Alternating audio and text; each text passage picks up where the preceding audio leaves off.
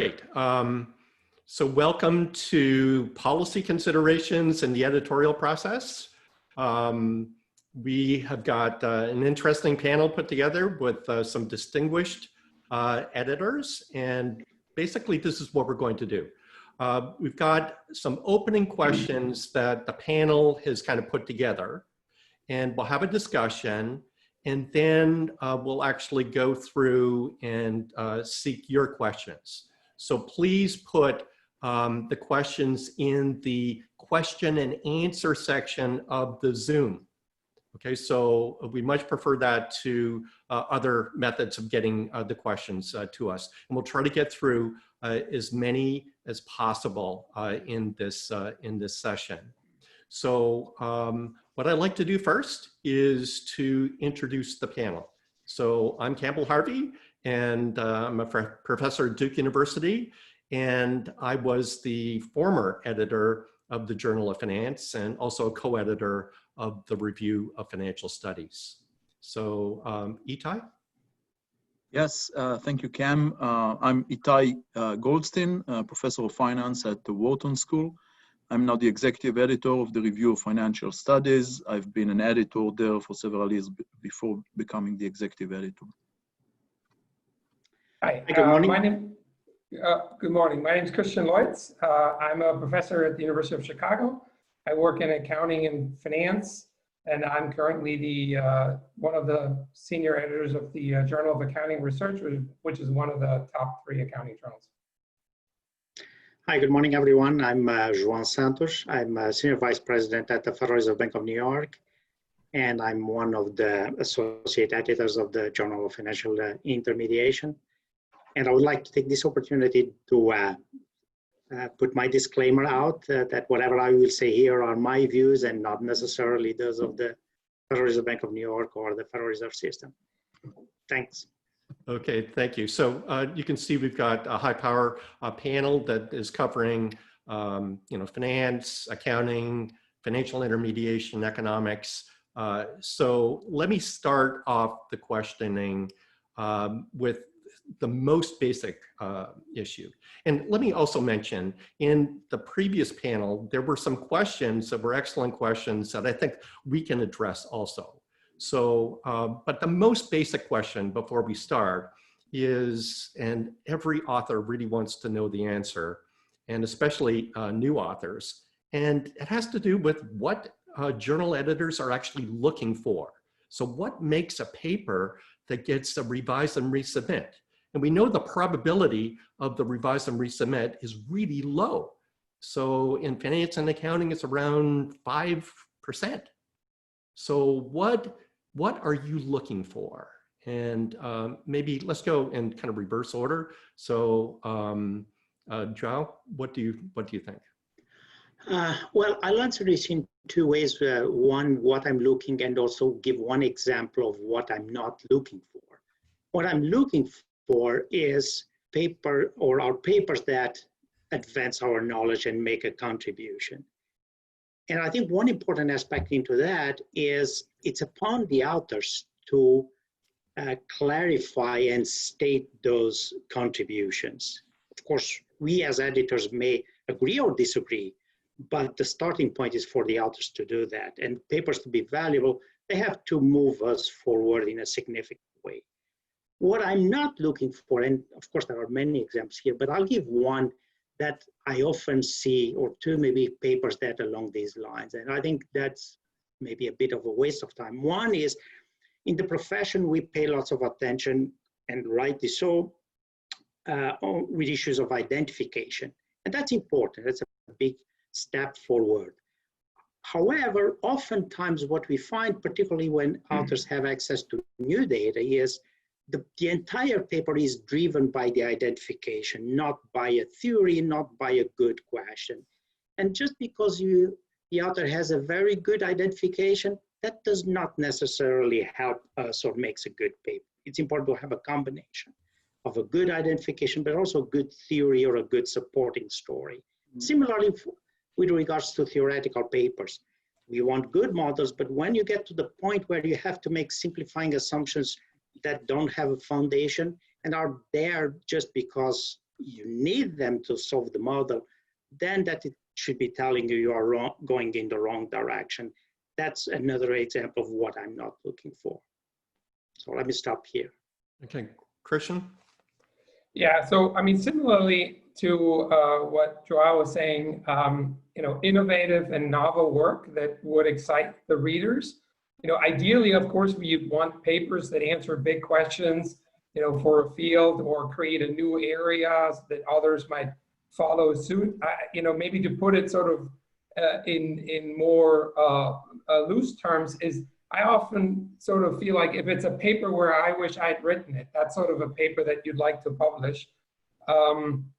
Now, on this point, or I like the idea of sort of stating what maybe we're not looking for so much. I mean, sometimes I think it's important to create a solid foundation, and so papers building on each other kind of makes sense. But sometimes when papers are just too much of an epsilon variation on something that's out there, that will be more difficult to publish, at least in a top journal. The other thing that we see more and more is sort of people chasing settings. So there is sort of a setting or a way to get identification, and then it gets applied in like 15 different ways. I often think those papers sort of increasingly have a lower and lower marginal return. And then finally, maybe on this notion of identification, I would say to me, there's often a trade-off between the identification and the novelty or the importance of a question. So sometimes people come up with really new questions or new ideas, and we don't quite have the data yet or don't have the setting to really identify. In those cases, I would be willing to cut the author some slack and say, this is an important question, we should put it out there. The author should do as good a job as they can, not overclaim, and then somebody else can maybe sort of build on that and maybe find the setting in which we have very clean identification. The more you've already gone down the beaten path, I think the more the bar goes up for identification, where I think at some point you want to see that this is sort of really nicely done and cleanly done, so that it contributes to maybe the work that was a bit looser that came before you. That's sort of how I would give it a first pass and pass it on to Itay. Okay, Itay? Yes, so I guess I will mostly echo what Joao and Christian said. At the end of the day, I think it's a combination of a good, important question and a good, convincing answer. And you have to find the balance for each individual paper. So I think first and foremost, you want to write ambitious papers that go after really ambitious and big and open questions. Sometimes you define your own questions, sometimes you follow up on someone else's important question. But it has to be an important question to get the journal interested, to get the readers interested. But then you also want to do something that is rigorous, that is solid, that is convincing. So, it's not enough to just state a question and leave it unanswered. You want to say something meaningful about it. So it's really the combination of the two. And, it sounds tough. I think people should realize it is at the end of the day tough. It is a competitive process if you want to publish in one of the top journals. But it is also true that there is a trade-off. If you are asking a really new and interesting question, even if you didn't say something that is super convincing, but is rather leaving some opening for the future, that would probably be sufficient. If you are stepping into something that people have researched before, you probably want to be as convincing as possible that you are seeing something new. Yeah, so it's interesting because many of you kind of use the words good question, and it really seems to me that it's got to be a great question. It is so difficult to get into these journals that the standard is just so high.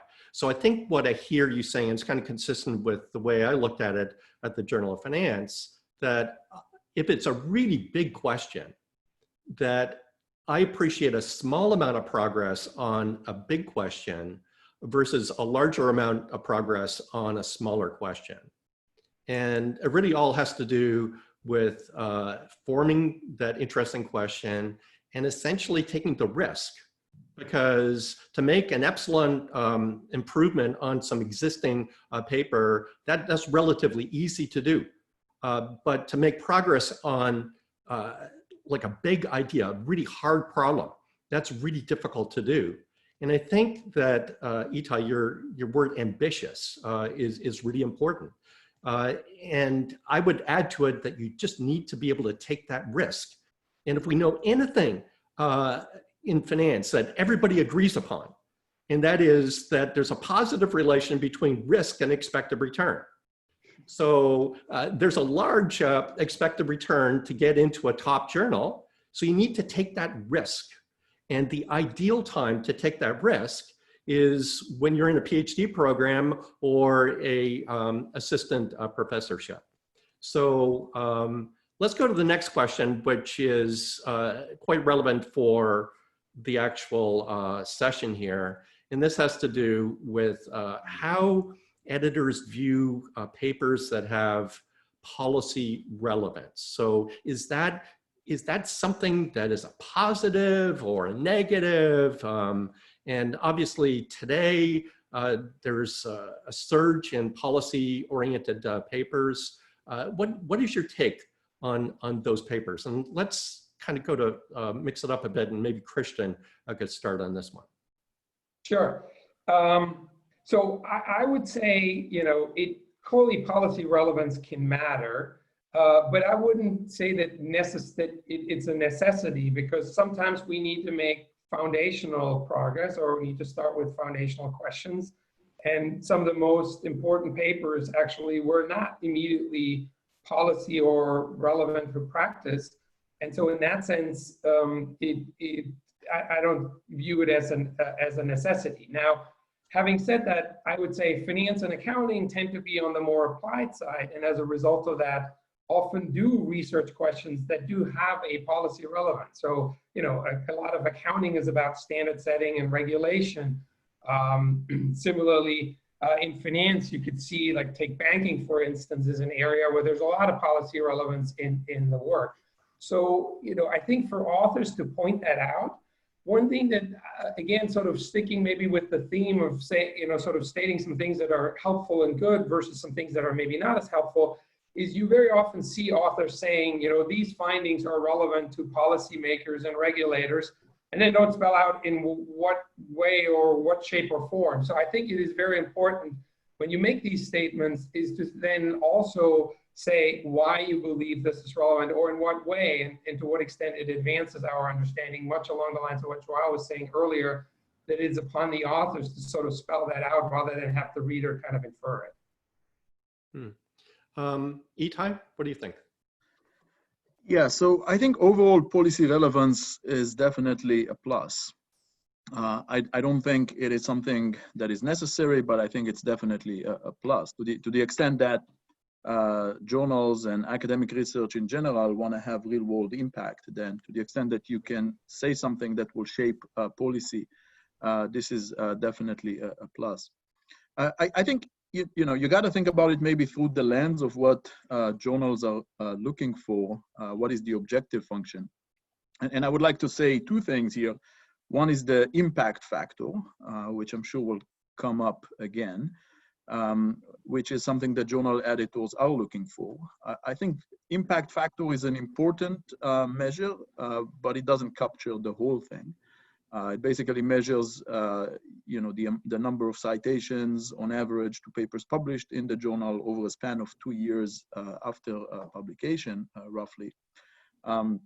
And to some extent, policy relevance is aligned with impact factors. So I don't think there is a conflict there necessarily. Something that will be policy relevant is likely to also attract citations. There is also another dimension, which is the academic rigor, which is something that you can think of as kind of the standard of the journal. Journals would like to think that they're not going to lower the standards just to attract more impact. And if something is not kind of state of the art and does not follow academic methodologies, then it will not be published. And I think over there in this dimension, you sometimes have more tension. There are things that could be kind of quick insights for policy, but then if you go and poke the academic rigor, then there are many problems. and this is something that you want to be more careful about. So I think it's really kind of a balancing act. You want to think about those two dimensions, and I think the policy relevance interacts with the two. So I would say at the end of the day, yes, policy relevance is important. It's definitely a plus. It's not necessary. There are good papers that are not necessarily policy relevant. But I think, even though it's a plus, there are tensions, and you could have things that are highly policy relevant but still don't make it to the journal because of the academic rigor, because of the standards. And Joao, maybe my perception is that your journal might be more open to policy relevance than maybe JAR or RFS. Would that be accurate? I'm not sure if it's intentional. We certainly don't have that as a policy. We certainly value policy-related papers as much as non-policy related papers. Mm-hmm. So I think as a matter of fact, that's not a plus, we don't view it that way. But I would like to make here maybe a handful of, or a couple of observations, I think picking in some of the points that Christian and also Itay made. One point, and Itay just made that, and I would emphasize, is the rigor.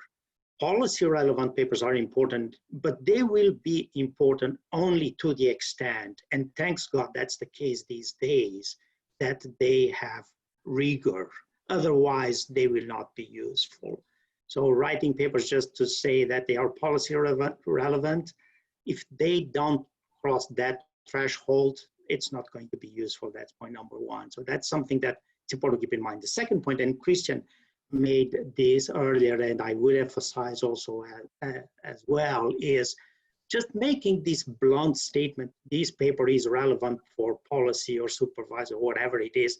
That's again, and goes back to my point earlier, that's useless. It's upon the author to tell why and how this is relevant. You cannot just make those blunt statements. That's not going to help. So I'll make two more points here, or maybe three. One is that, yes, policy is a plus. It's not a unique condition, but it is an important element in terms of creating visibility for your paper, because increasingly the policymakers are looking for academic research to support the policy. And that's a good thing. That's a good development. The quality and the standards of policymaking have advanced substantially in the last decades, and that's a way for the papers to have a say and influence that part of the world. And that's something that the authors should keep in mind. Now, I'll end with one observation that's related to what we are going through. And I think, Cam, you alluded a bit to this earlier, which is the COVID.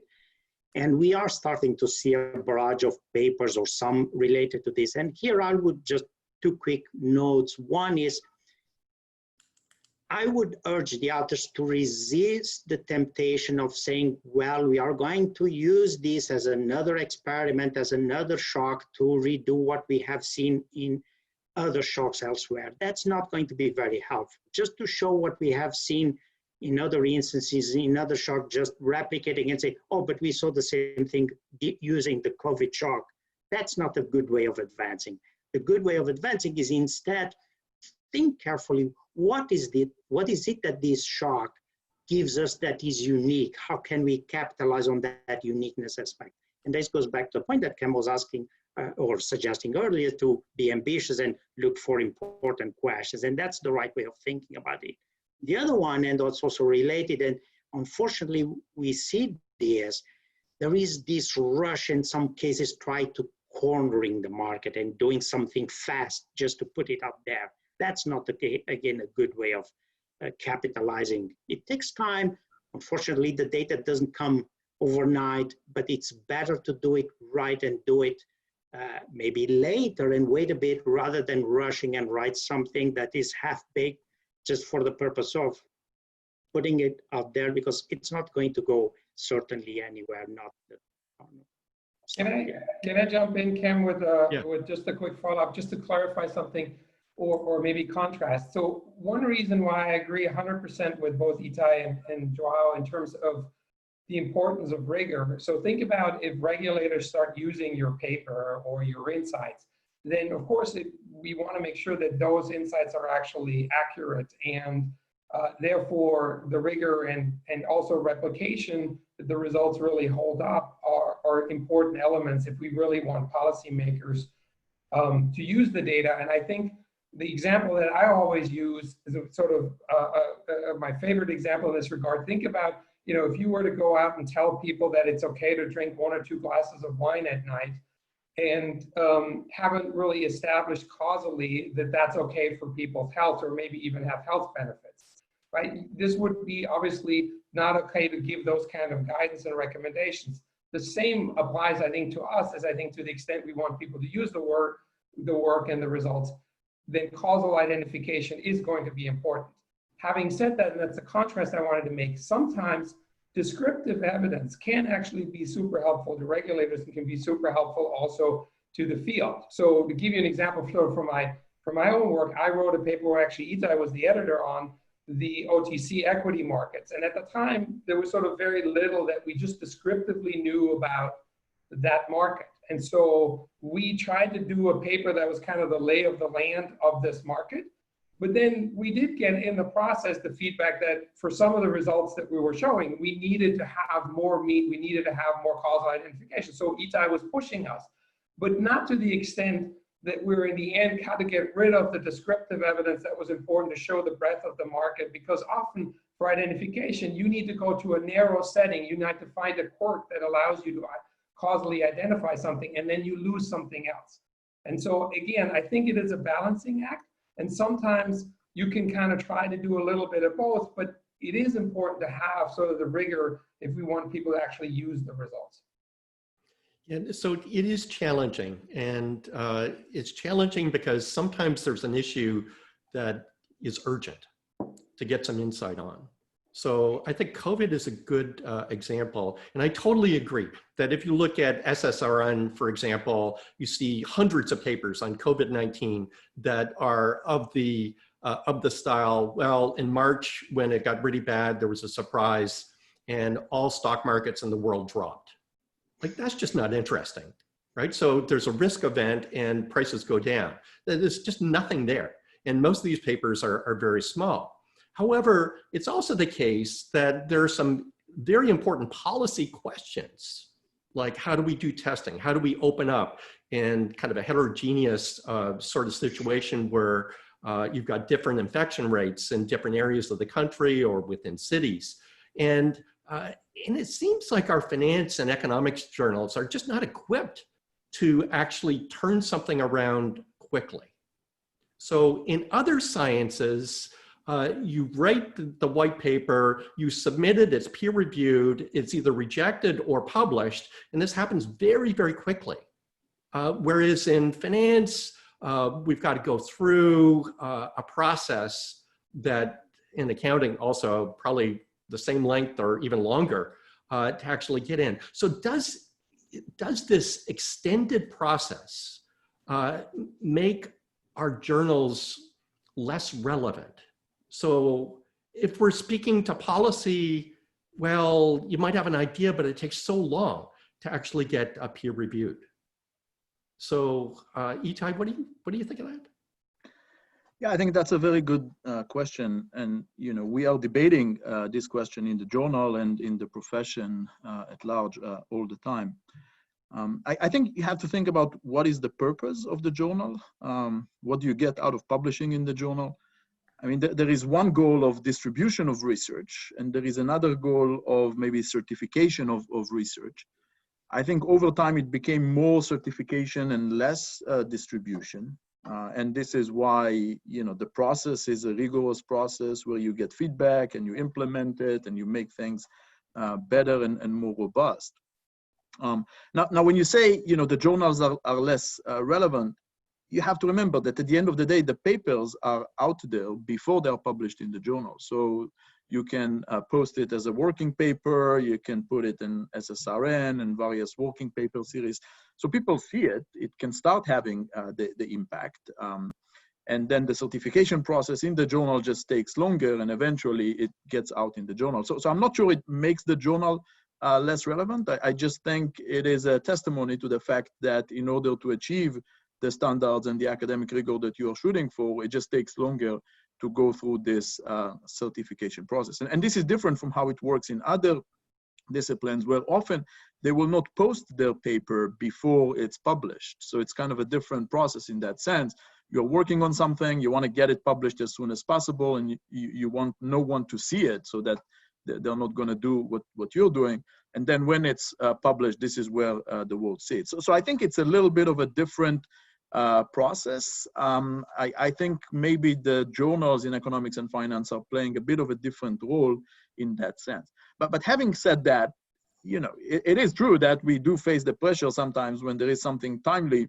Yes, you do want to kind of have the process maybe go a bit faster, and I think the journal editors are trying to find the right path and have things maybe done more quickly when there is something that is more of an urgent question, when maybe there is a lot of debate and a lot of competition across different papers. And I think what we see right now with the COVID-19 is really a fascinating case study, because the number of papers that you see coming out in real time is just unprecedented. I think you heard some more about that in the previous panel.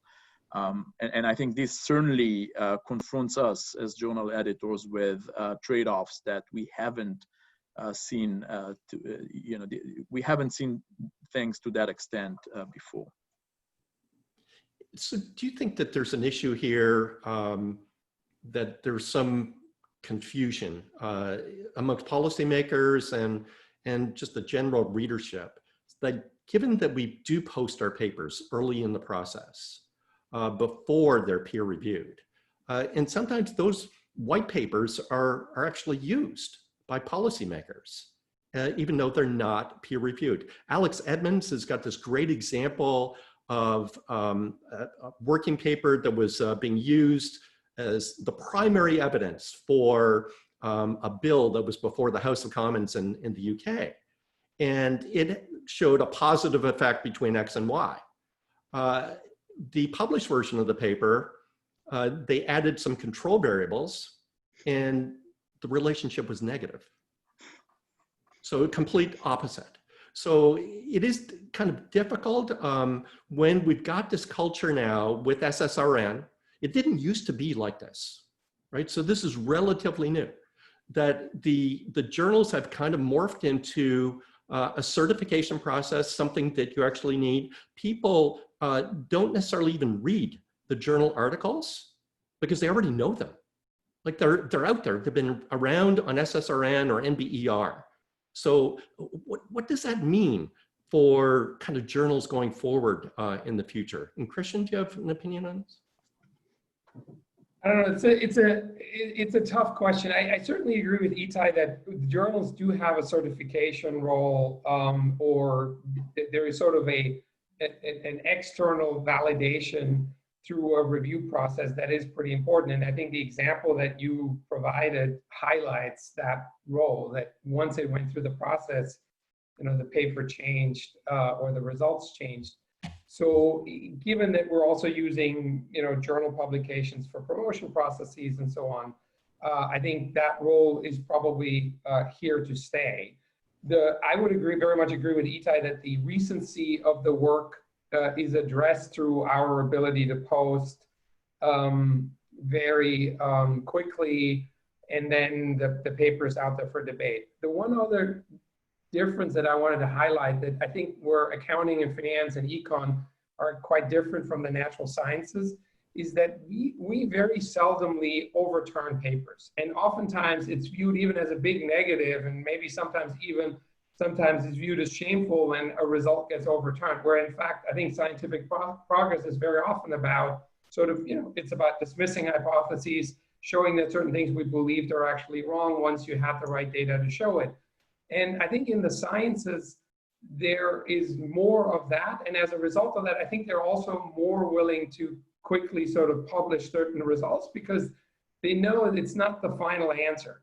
Whereas I think certainly in accounting, I think that's true to some extent. I'd say the same is true in finance, that we often try to write the definitive paper on a subject.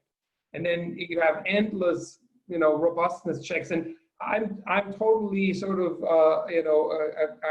I'm guilty of this too. If you look at many of my papers, there's endless robustness checks like many other people have. So I'm not saying that in any form different, but I think the incentives and the process are such that it leads to these very long papers. And it's because often we're very afraid that somehow the results could not be as stable, could not hold up. Whereas I think in other fields, it is more like they're putting a paper out and then others can show, does the result have limitations? Does it get overturned? And they move on, and they view that as a normal part of the process. So this is a really interesting point because the average length of a paper has increased dramatically in finance and economics. And we're loading in, you're correct, all of these robustness checks. In the sciences, it's often a single experiment, and they hope that the result holds up in replication, but often it doesn't, or it gets weaker at least. Whereas in finance and economics, we're doing all of these multiple experiments, multiple robustness checks to make sure every single detail is covered, and that takes time. So we can't be as timely in doing that. And indeed, this was not required 30 years ago or 40 years ago, where it was much faster. You've got an idea, you publish it, and I don't know, I'm wondering just out loud if we're moving in the wrong direction where it's not timely. So if you've got something to say that's important, we're just not timely. Joao, what do you think about that? Well, I think this is a very important point, but I think it's a trade-off. But I will also go back to the importance of policy. One of the things I have seen certainly over the years in my career is, in order for a paper to be influential in policy, it has to be solid, it has to be vetted. Just because it's timely and comes out quickly, it's not going, yeah, you may become the subject of the conversation, but that's different than being able to influence, because the bar has also increased significantly. In part because exactly of the example you gave, that yes, something was put out quickly, the X versus Y was positive. Once you look carefully, it turns out that to be negative, and you don't want to make policy based on the first view at that. Also, because oftentimes one thing we see is that there is additional data or additional information that if you don't take that into account, then it's going to limit your ability to influence. So it's true there are more venues to put out things faster, which I think it's good. But I would still caution, and goes back to some of the conversation we are having, is in not putting out faster if it's not high quality, if it does not cross the T's and dots the I's, it's not going to be influential. Partly because not only the academic world is much more demanding and competitive these days than what it used to be, but the policy world is also the same. And I think I would urge the authors to be mindful of that. If I could take the opportunity also to give one example, going back to how I started this, particularly given the audience here and also in this policy world. One of the things that we often see, and I see that in many different areas when it comes to policy-related papers, there is a barrage of papers looking at policy facts. It's one recurring topic of papers. And it's very valuable, and again, importantly, that there has been a transformation in the policy-making world of looking for evaluations of reforms, evaluations of regulations. Those are very important, these are very influential, they are very useful. You can do great papers with that. But by the same token, there is this huge temptation of authors to produce papers that are just, well, the regulation had this side effect, and therefore try to make a big splash out of that. Mm-hmm. I don't think that's a good way of designing papers. If, again, going to the examples of things of not to do, unless it is a side effect that it is important and you really can show that, yes, that is very useful and you will make a contribution.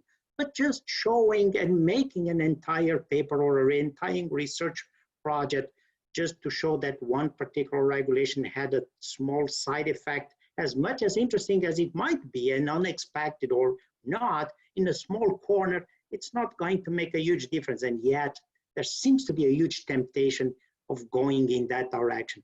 What is valuable is, of course, doing the general evaluation is also very hard, but trying to go in that direction rather than in a narrow corner. So that's another example, if I can give a bit of advice to all. Yeah, so we've got a number of questions coming in, and what you're saying is kind of relevant to one of the questions also. And Eduardo is asking, how early should you post a paper on SSRN, if at all? So should be posted after submitting to a journal. So how polished does the paper actually have to be to go on SSRN and then to be submitted to the journal? And think of it this way: do you want to leave some things for the referee to discover to have you do, or do you just want to do everything before you actually submit it? Itay, what do you think of that? So I think different people have different practices on this. I can share what I think is the best and what I have been doing myself with my own research. I think you can post it on SSRN fairly quickly. I think when you have a version that is complete, you've done the basic analysis, you've done some robustness, you answered the main questions you were set to ask. I think you can post it. We tend to submit it to conferences and then it's presented in a conference. So even if you don't actively post it on SSRN, it somehow gets posted via the conferences and things like that. And I think this is overall a good practice. Can I interrupt you?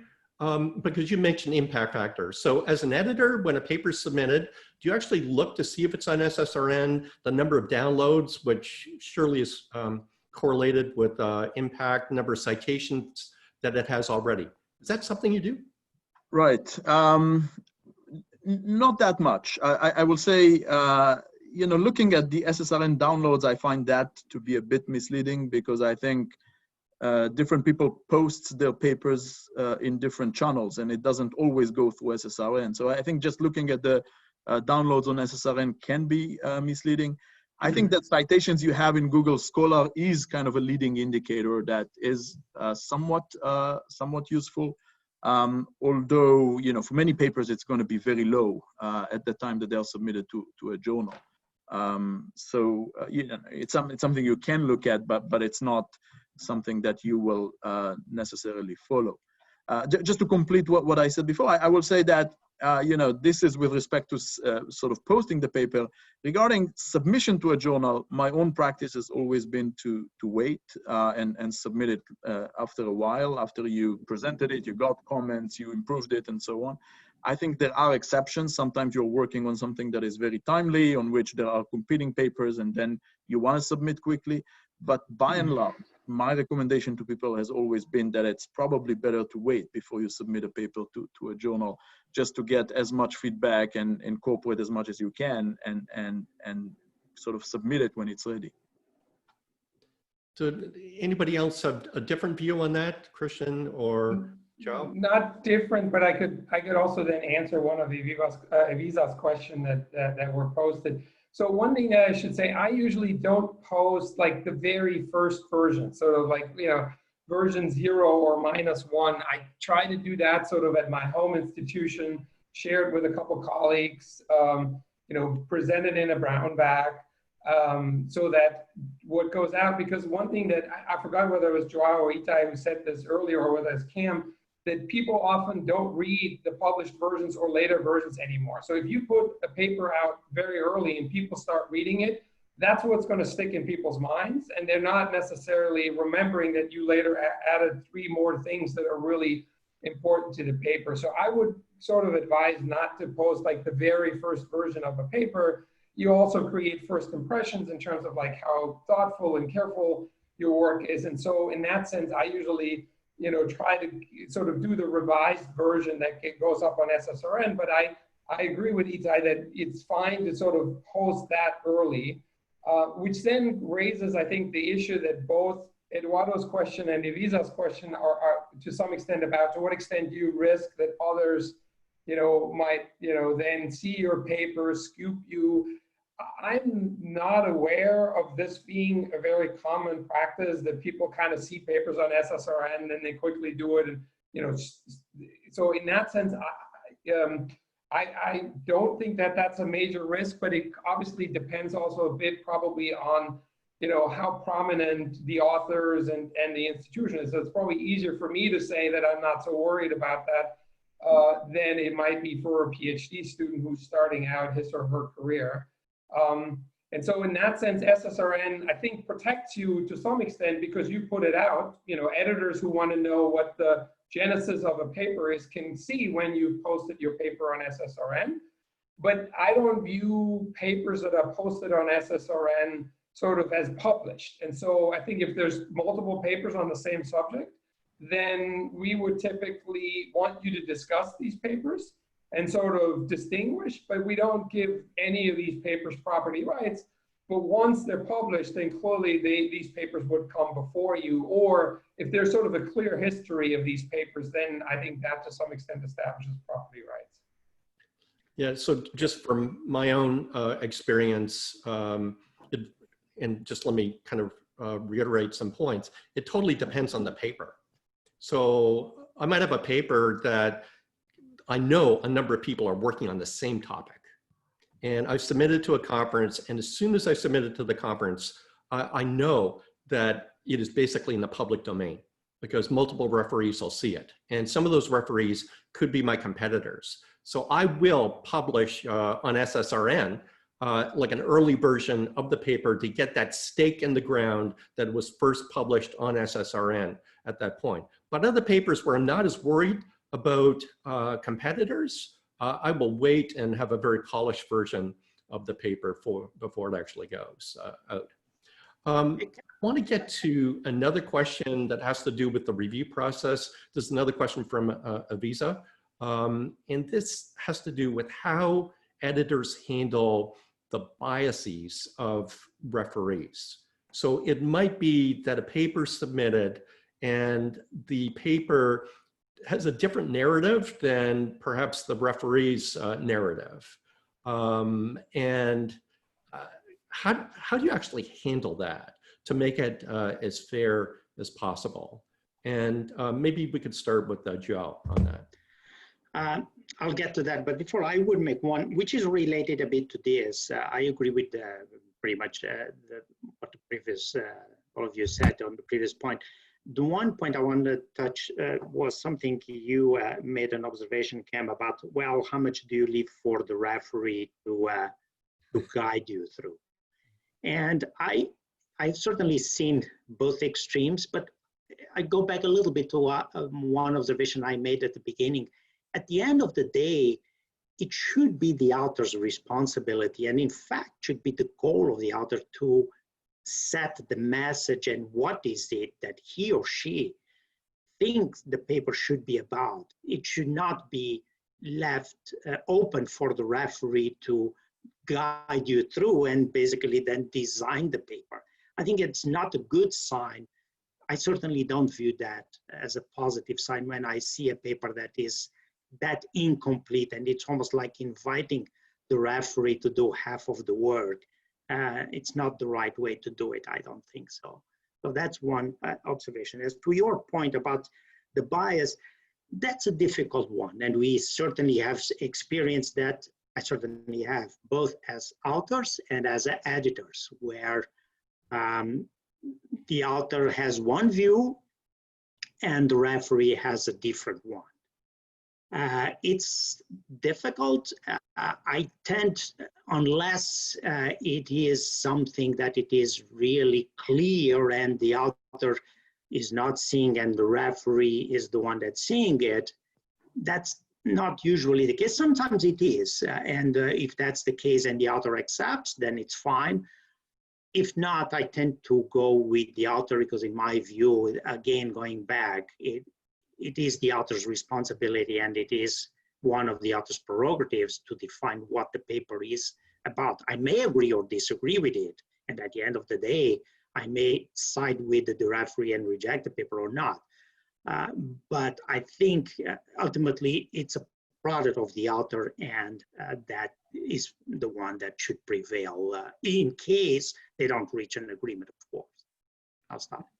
So, Christian, is it the case in accounting at JAR that authors will try to flag potential referees that they know might be biased? And do you take that into consideration? How do you handle the bias issue?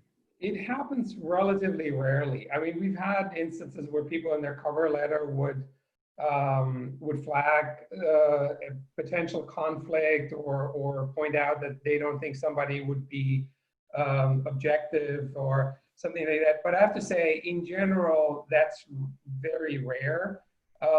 We also don't, see very often the converse where people say this and that person would be a good reviewer, which again, in some other fields is actually quite common.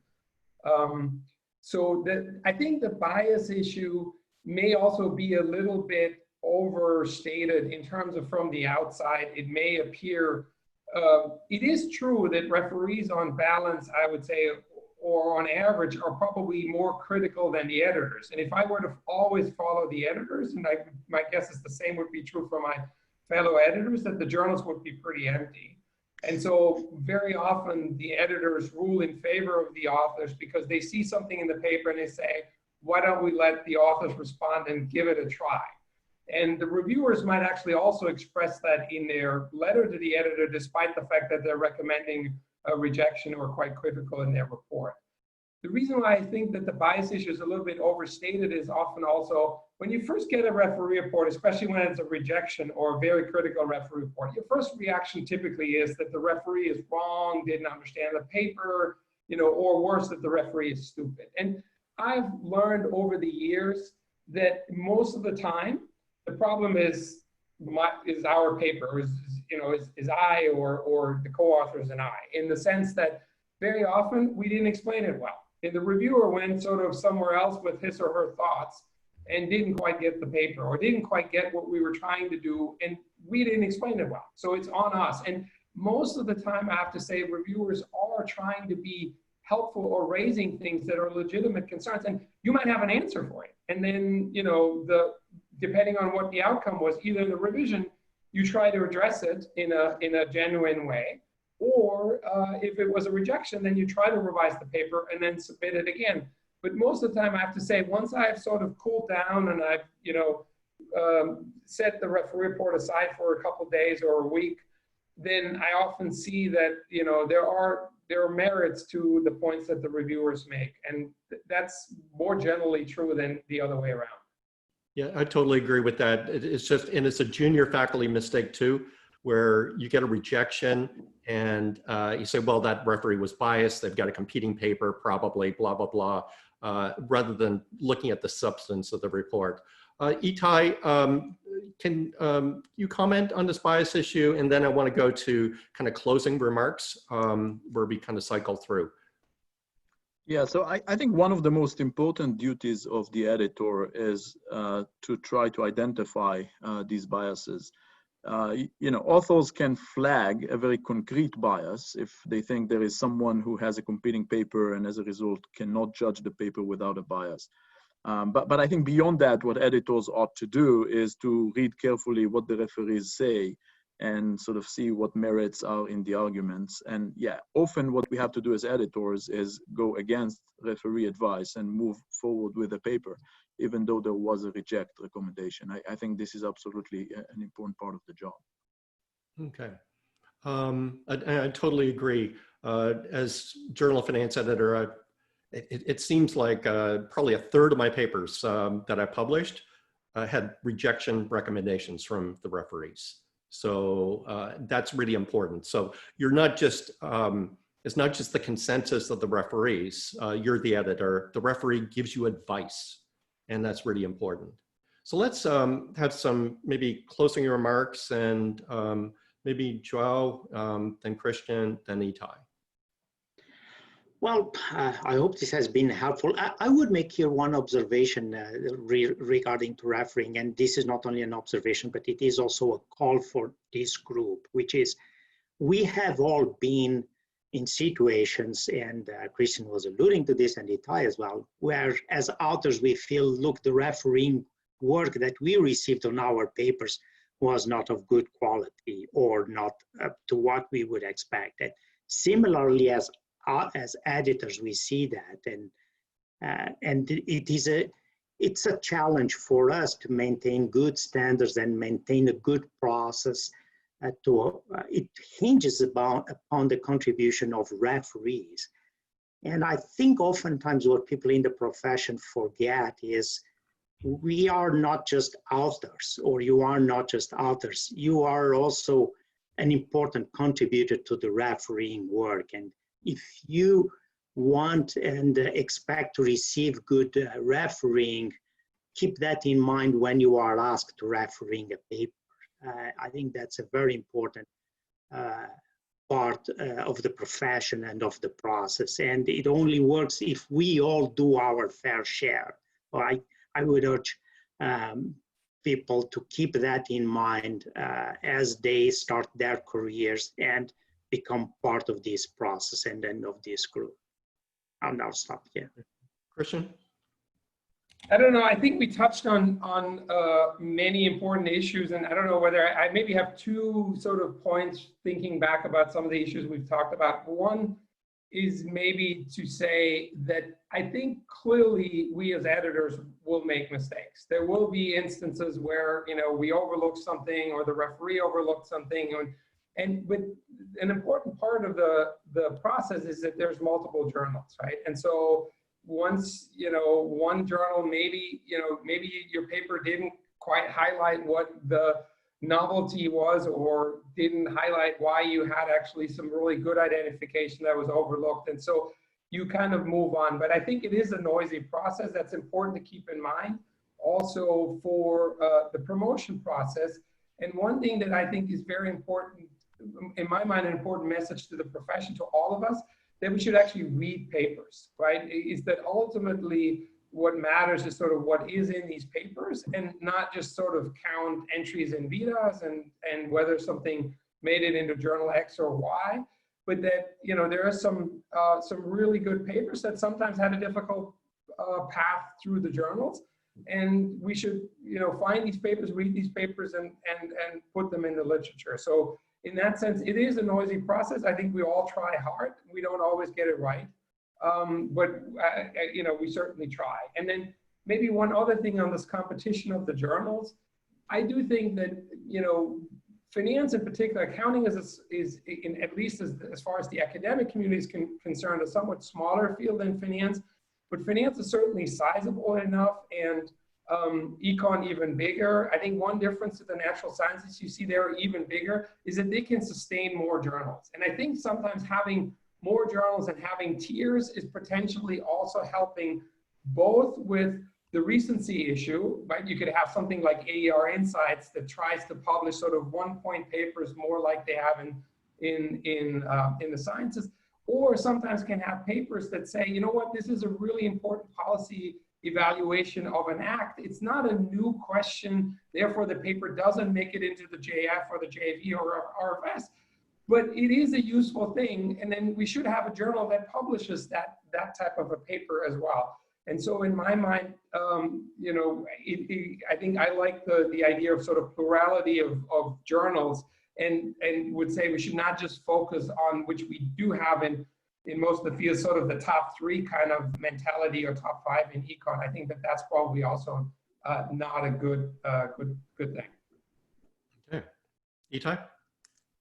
Yeah, I will echo the point that this is a noisy process. At the end of the day, there will be mistakes avoided.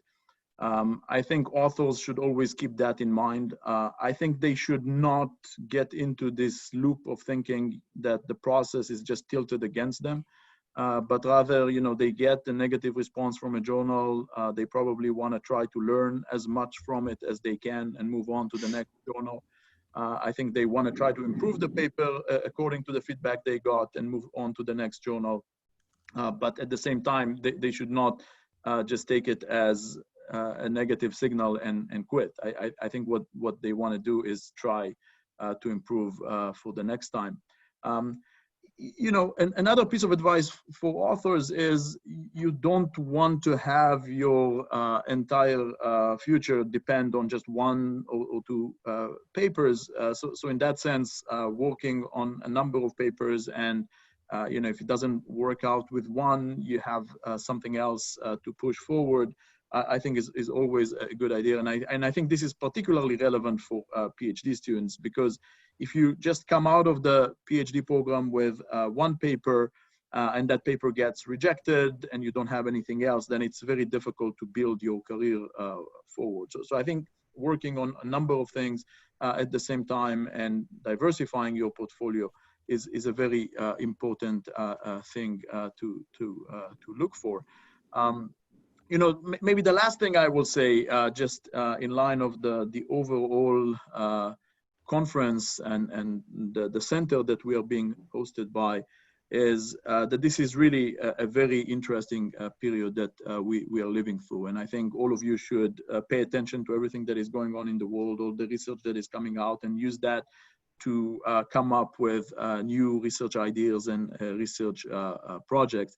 I think we have to kind of be tuned to see to what extent the equilibrium is shifting in the profession. I think economics, finance, accounting, across the board, in the sense that people are just working on very timely issues and producing papers very quickly. I think at the end of the day, we will continue to emphasize the academic rigor and the time that it takes to develop a fine and durable research project. But certainly we do see a shift whereby a lot of papers are being produced quickly now more than before. And I think we need to stay tuned to see to what extent this is a new regime. Thanks, Itay. Let me make a few closing remarks too. Hopefully this has been useful for you. I think there's a number of takeaways, and I think this point on the refereeing process is very important. Look, the referee's spending a couple of days on your paper, you spend a couple of years. They don't know it as well as you do. They'll make mistakes. It's just natural. And they might make like a type 2 error. So there are plenty of journals. You need to take the reports seriously. When you get rejected, you need to take the reports and make sure you respond to every single issue before submitting to the next journal, because it's likely that you'll draw maybe one of the same referees, and the referee has invested time in your paper. So I think that's very, very important. This is a noisy process. You're rejected at one journal. You need to improve the paper. It is a rookie mistake to get rejected, then immediately submit to the next journal. If I saw that at the Journal of Finance, I would just reject the paper. A lot of what we're talking about today is the big idea, and it's very difficult. You know, when I was a student at the University of Chicago, I went into my advisor's office, Eugene Fama, and pitched 3 ideas. And the first 2 he rejected outright. And the third one, he said, well, maybe you could put that together for a second-tier journal. But you probably shouldn't do that. So I had privilege being at the University of Chicago, where I could bounce the ideas off of paper ideas off of people that could give me some insight as to whether it is a big idea. So many of you are not at the University of Chicago or equivalent school, and it's much more challenging, much more challenging. You can use your senior colleagues at your school, but it's not quite the same. And that's why it's really important to reach out. So if you're working in an area that somebody else is working in that has potentially something to say on your paper, why not just reach out to them directly? And the best way to do that is to maybe offer some comments on their work, their working paper first. And then say, hey, I've got this paper, it'd be great if you could take a look at it. So we're not siloed just at your individual institution. You should actually reach out, because the most important thing that I think you're hearing today is that we know that it's difficult to get into a top journal. That's obvious. And just because some paper's correct, that's not good enough. The idea's got to be big. And the most difficult thing as a junior researcher is to figure out the big papers from the small papers, and indeed to resist wasting time on ideas that are small ideas. You need to pursue the big ideas to hit the top 3 in finance or accounting or top 5 in economics. So I think given the landscape that's shifting that Itay, you just mentioned, it's more collaborative in the world right now, given that the white paper is posted early, and I encourage you to actually reach out. So thank you, panelists, for doing this, and thank you for everybody that asked questions. We got to almost all the questions that were posed in the Q&A section, and again, thank you to the panel. All right, thanks, Ken. Thank you. Thanks.